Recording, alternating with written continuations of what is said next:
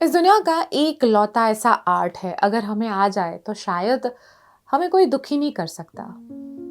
बहुत ज़रूरी होता है ये आर्ट। और सोचा, अगर आज के ज़माने में ये आर्ट हो तो हमारे जैसा कोई खुशकिस्मत नहीं हो सकता, बिकॉज आज के टाइम में ये लग्जरी है। सोचो आज इसी के बारे में बात करते हैं। हाय, मैं हूँ जिया आपके साथ ख्यालों वाली खिड़की में। वैसे तो टॉपिक ढूंढना ये सबसे बड़ा टास्क है, लेकिन जिस तरह की माहौल में हम जी रहे हैं, जहाँ खुश रहना इट्स अ चॉइस। सो एक इंसान अपनी पूरी जिंदगी में करीबन 1100 लोगों को मिलता है जिंदगी के अलग अलग फेजेस में। और जब आपकी जिंदगी में लोग आते हैं तो उसके साथ साथ इमोशंस लाते हैं, दुख लाते हैं, खुशी लाते हैं, हजारों पल लाते हैं, लम्हे लाते हैं। और इन सब के साथ न जाने हम कितने सारे लम्हे बुनते हैं, कितने सारे एहसासों के साथ जीते हैं। एक अकेला इंसान कब तक जिएगा? और आज के ज़माने की सबसे बड़ी समस्या यही है कि किसी को अकेले रहना नहीं है, लेकिन फिर भी जताना है दैट आई एम हैप्पी। मैं अकेले भी हैप्पी हूँ।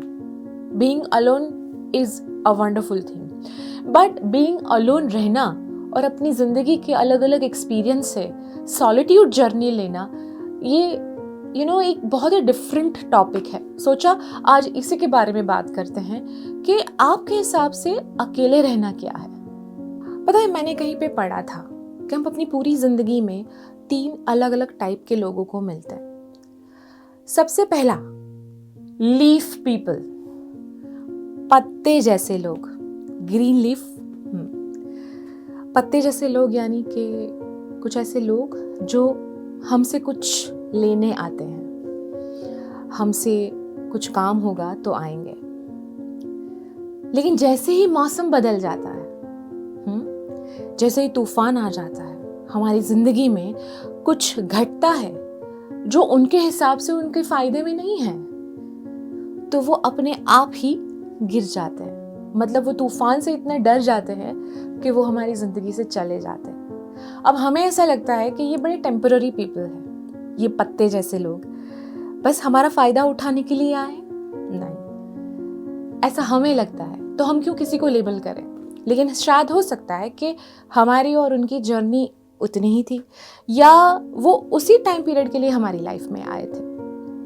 शायद हो सकता है कि हमारी जिंदगी के वो लीफ पीपल है, लेकिन किसी और की जिंदगी के ब्रांच पीपल हो सकते हैं। Second number, branch people. अब ये ब्रांच पीपल क्या है?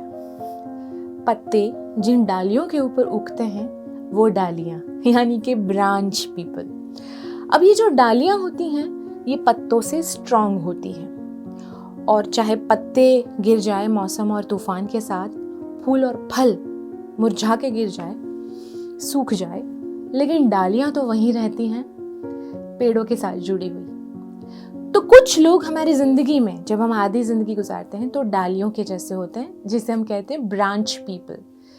अब ये लोग पत्तों से थोड़े स्ट्रांग होते हैं, ये हमारी जिंदगी के तूफान से इतने डरते नहीं हैं, लेकिन कोई बहुत गहरी चैलेंज आ जाती है, हमारी जिंदगी में कोई बदलाव आता है, हमारे साथ रहने की कोशिश करते हैं, लेकिन जैसे ही कोई बहुत बड़ी मुसीबत आ जाती है ये अपने आप ही गिर जाते हैं, ये सूख जाते हैं।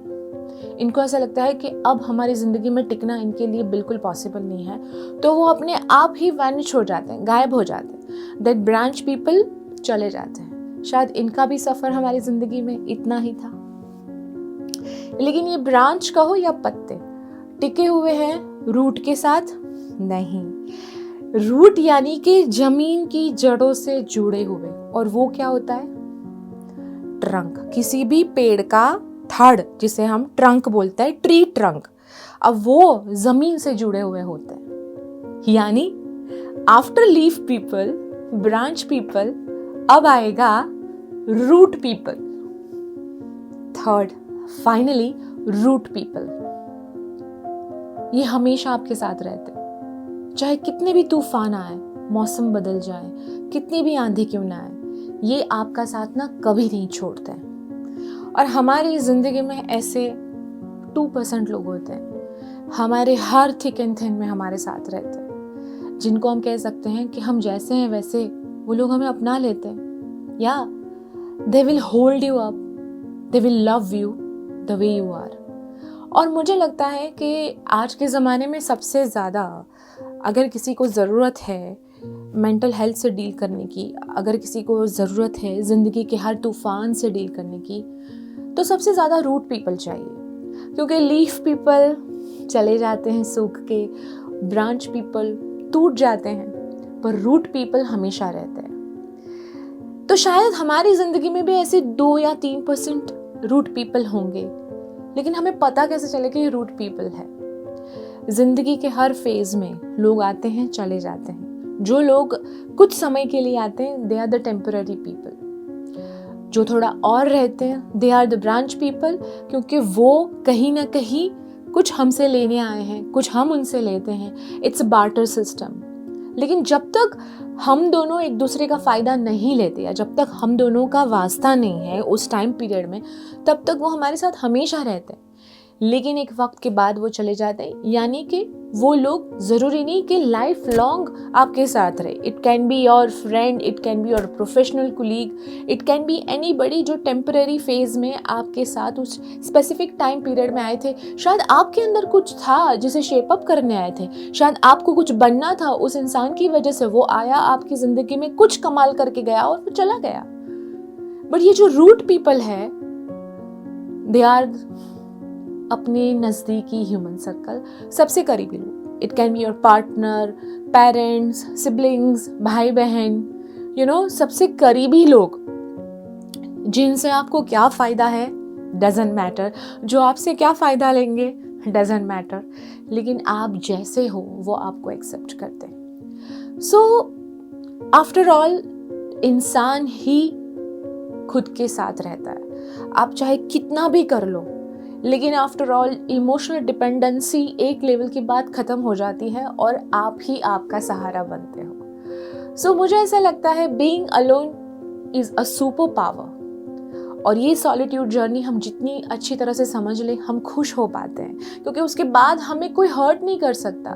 इमोशनल डिपेंडेंसी ना अंदर से खोखला कर देती है, क्योंकि उसके साथ आती है बहुत ज़्यादा एक्सपेक्टेशन, इच्छाएं जो हमें कमज़ोर बना देती। और जो इंसान अकेले रहना सीख जाता है वो ज़िंदगी में किसी भी चीज़ से फिर डरता नहीं, उसे कोई फ़र्क ही नहीं पड़ता है, वो अपनी खुद की कंपनी के साथ इतना एंजॉय करता है। सो हमारी ज़िंदगी में जो लोग आते हैं, चले जाते हैं, they are in that temporary zone. अगर कोई आया और चला गया तो आप प्लीज़ अपने आप को दुखी मत कीजिए।